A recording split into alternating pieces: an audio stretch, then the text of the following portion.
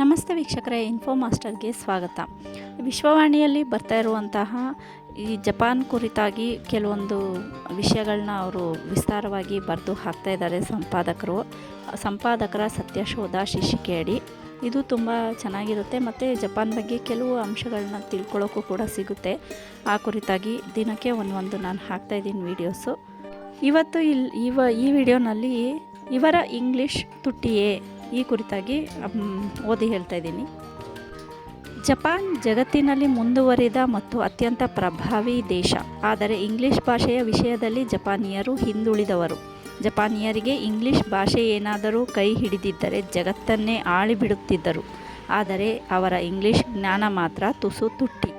ತಂತ್ರಜ್ಞಾನ, ಆರ್ಥಿಕತೆ ಮತ್ತು ಇನ್ನಿತರ ಎಲ್ಲ ರಂಗಗಳಲ್ಲಿಯೂ ಜಪಾನ್ ಪ್ರಗತಿಪಥದಲ್ಲಿದೆ.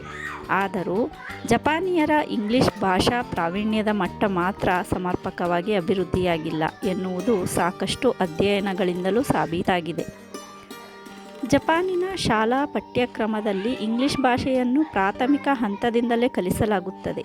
ಸಾಮಾನ್ಯವಾಗಿ ವಿದ್ಯಾರ್ಥಿಗಳು ಕನಿಷ್ಠ 6 ವರ್ಷದಿಂದ 10 ವರ್ಷದವರೆಗೆ ಇಂಗ್ಲೀಷ್ ಅಧ್ಯಯನ ಮಾಡುತ್ತಾರೆ. ಆದರೆ ಈ ಪಾಠಗಳು ಹೆಚ್ಚಾಗಿ ವ್ಯಾಕರಣ, ಪದಸಂಪತ್ತು ಮತ್ತು ಪರೀಕ್ಷಾ ದೃಷ್ಟಿಕೋನದ ಮೇಲೆ ಕೇಂದ್ರೀಕೃತವಾಗಿರುತ್ತವೆ.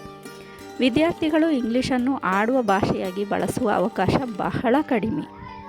ಇಂಗ್ಲೀಷ್ ಪಾಠಶಾಲೆಗಳಲ್ಲಿಯೂ ಬಹುಮಟ್ಟಿಗೆ ಜಪಾನಿ ಭಾಷೆಯಲ್ಲಿಯೇ ಕಲಿಕೆ ಇರುತ್ತದೆ. ಇಂಗ್ಲೀಷ್ ಕಲಿಕೆಯನ್ನು ನೈಜ ಸಂವಹನದ ಬಳಕೆಗಿಂತ ಹೆಚ್ಚಾಗಿ ಪಾಸ್ ಆಗುವುದಕ್ಕಾಗಿ ಮಾತ್ರ ಉಪಯೋಗಿಸುತ್ತಾರೆ. ಇದರಿಂದಾಗಿ ವಿದ್ಯಾರ್ಥಿಗಳಲ್ಲಿ ನೈಜ ಭಾಷಾ ಪ್ರಾಯೋಗಿಕತೆಯ ಅಭಾವ ಎದ್ದು ಕಾಣುತ್ತದೆ. ಜಪಾನಿ ಭಾಷೆಗೂ ಇಂಗ್ಲೀಷಿಗೂ ಭಾರೀ ವ್ಯತ್ಯಾಸ. ಇಂಗ್ಲೀಷ್ ಪದಗಳನ್ನು ಉಚ್ಚರಿಸುವುದು ಜಪಾನಿಯರಿಗೆ ಕಷ್ಟ. ಉದಾಹರಣೆಗೆ ಎಲ್ ಮತ್ತು ಆರ್ ಧ್ವನಿಗಳ ವ್ಯತ್ಯಾಸ ಅಥವಾ ಸ, ಠ, ಧ, ಥ ಇತ್ಯಾದಿ ಧ್ವನಿಗಳು ಜಪಾನಿಯಲ್ಲಿ ಇಲ್ಲದ್ದರಿಂದ ಇಂಗ್ಲೀಷ್ ಮಾತನಾಡುವಾಗ ಸರಿಯಾದ ಉಚ್ಚಾರ ಆಗುವುದಿಲ್ಲ. ಯಾರಾದರೂ ಯಾವುದೇ ಭಾಷೆಯನ್ನು ಓದಲು ಬರೆಯಲು ಕಷ್ಟಪಟ್ಟರೆ ಅವರು ಆ ಭಾಷೆಯನ್ನು ಒಲಿಸಿಕೊಳ್ಳುವ ಯತ್ನವನ್ನು ಕಡಿಮೆ ಮಾಡುವುದು ಸಹಜ. ಏಕೆಂದರೆ ತಪ್ಪು ಉಚ್ಚಾರದಿಂದ ಇತರರು ಹಾಸ್ಯ ಮಾಡಬಹುದು ಎಂಬ ಭಯ. ಜಪಾನಿಯರ ಸಂಸ್ಕೃತಿಯಲ್ಲಿ ವಿನಯ, ಶಿಸ್ತು ಮತ್ತು ತಪ್ಪು ಮಾಡದ ಚಿಂತನೆ ಪ್ರಮುಖ ಪಾತ್ರ ವಹಿಸುತ್ತವೆ. ಈ ದೃಷ್ಟಿಯಿಂದ ಜಪಾನಿಯರು ಇಂಗ್ಲೀಷ್ ಮಾತನಾಡುವಾಗ ತಪ್ಪಾಗಬಹುದೆಂಬ ಭಯದಿಂದಲೇ ಮಾತನಾಡುವುದು ತಪ್ಪಿಸುತ್ತಾರೆ.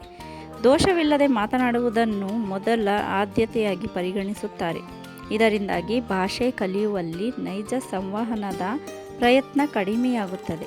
ಜಪಾನಿನಲ್ಲಿ ಬೇರೆ ಭಾಷೆಯ ಬಳಕೆಯ ಅಗತ್ಯ ಕಡಿಮೆ. ಬಹುತೇಕರು ಜಪಾನಿ ಭಾಷೆಯಲ್ಲಿಯೇ ತಮ್ಮ ಎಲ್ಲ ದೈನಂದಿನ ಚಟುವಟಿಕೆಗಳನ್ನು ನಡೆಸಬಲ್ಲರು. ಹೀಗಾಗಿ ಇಂಗ್ಲೀಷ್ ಬಳಸುವ ಸಂದರ್ಭಗಳು ವಿರಳ. ಇದು ಭಾಷಾ ನೈಪುಣ್ಯ ಹೆಚ್ಚಿಸಲು ದೊಡ್ಡ ಹಿನ್ನಡೆ. ಜಪಾನ್ ಸದಾ ತಂತ್ರಜ್ಞಾನದಲ್ಲಿ ಮುಂಚೂಣಿಯಲ್ಲಿರುವ ದೇಶ. ಗೂಗಲ್ ಅನುವಾದ, ಮಷೀನ್ ಲರ್ನಿಂಗ್, AI ಸಾಧನಗಳು ಹಾಗೂ ಇಂಗ್ಲೀಷ್ ರಹಿತ ಪ್ಲ್ಯಾಟ್ಫಾರ್ಮ್ಗಳು ಹೆಚ್ಚು ಉಪಯೋಗವಾಗುತ್ತಿವೆ. ಈ ತಂತ್ರಜ್ಞಾನಗಳ ಮೇಲೆ ಹೆಚ್ಚಾದ ಅವಲಂಬನೆ ಭಾಷೆಯ ನೈಜ ಶಿಕ್ಷಣಕ್ಕೆ ಅಡ್ಡಿಯಾಗಬಹುದು. ನಾನು ಮಾತನಾಡಬೇಕಿಲ್ಲ, ಅನುವಾದಿಸುವ ಸಾಧನ ಇದೆ ಎಂಬ ಮನೋಭಾವನೆ ಕೆಲವೊಮ್ಮೆ ಭಾಷಾ ಕಲಿಕೆಗೆ ತೊಡಕಾಗಬಹುದು.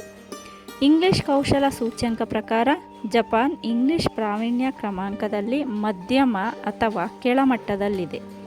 2023ರ ವರದಿಯ ಪ್ರಕಾರ ಜಪಾನ್ 87 ದೇಶಗಳ ಪೈಕಿ 80ನೇ ಸ್ಥಾನದಲ್ಲಿತ್ತು.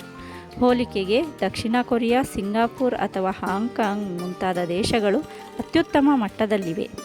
ಇತ್ತೀಚಿನ ವರ್ಷಗಳಲ್ಲಿ ಜಪಾನ್ ಸರ್ಕಾರ ಶಿಕ್ಷಣ ತಂತ್ರವನ್ನು ಪರಿಷ್ಕರಿಸಲು ಪ್ರಯತ್ನಿಸುತ್ತಿದೆ. ಇಂಗ್ಲಿಷ್ ಎಜುಕೇಷನ್ ರಿಫಾರ್ಮ್ ಹೆಸರಿನ ಯೋಜನೆಯ ಮೂಲಕ ಶೈಕ್ಷಣಿಕ ವ್ಯವಸ್ಥೆಯಲ್ಲಿ ಹೆಚ್ಚು ಸಂವಹನ ಆಧಾರಿತ ಇಂಗ್ಲಿಷ್ ಕಲಿಕೆಗೆ ಪ್ರೋತ್ಸಾಹ ನೀಡುತ್ತಿದೆ. JET program, Japan exchange and teaching ಎಂಬ ಯೋಜನೆಯ ಮೂಲಕ ಇಂಗ್ಲಿಷ್ ಶಿಕ್ಷಕರನ್ನು ಬಾಹ್ಯ ರಾಷ್ಟ್ರಗಳಿಂದ ಕರೆಸಿ ಸ್ಥಳೀಯ ಶಾಲೆಗಳಲ್ಲಿ ಇಂಗ್ಲಿಷ್ ಬೋಧನೆಗೆ ನೇಮಕ ಮಾಡುತ್ತಿದೆ. ಇದು ವಿದ್ಯಾರ್ಥಿಗಳಿಗೆ ಇಂಗ್ಲಿಷ್ನಲ್ಲಿ ಮಾತುಕತೆ, ಸಂಸ್ಕೃತಿ ಪರಿಚಯ ಮತ್ತು ಸಾಂಸ್ಕೃತಿಕ ವಿನಿಮಯದ ಅವಕಾಶಗಳನ್ನು ಒದಗಿಸುತ್ತಿದೆ. ಹಾಗೆಯೇ ಯುವ ಪೀಳಿಗೆ ನೆಟ್ಫ್ಲಿಕ್ಸ್, ಯೂಟ್ಯೂಬ್, ಇನ್ಸ್ಟಾಗ್ರಾಮ್ ಮುಂತಾದ ಸಾಮಾಜಿಕ ಜಾಲತಾಣಗಳ ವೇದಿಕೆಗಳಿಂದಾಗಿ ಇಂಗ್ಲಿಷ್ ಬಳಕೆಯಲ್ಲಿ ಹೆಚ್ಚು ತೊಡಗಿಸಿಕೊಳ್ಳುತ್ತಿರುವುದು ಕಂಡುಬರುತ್ತಿದೆ.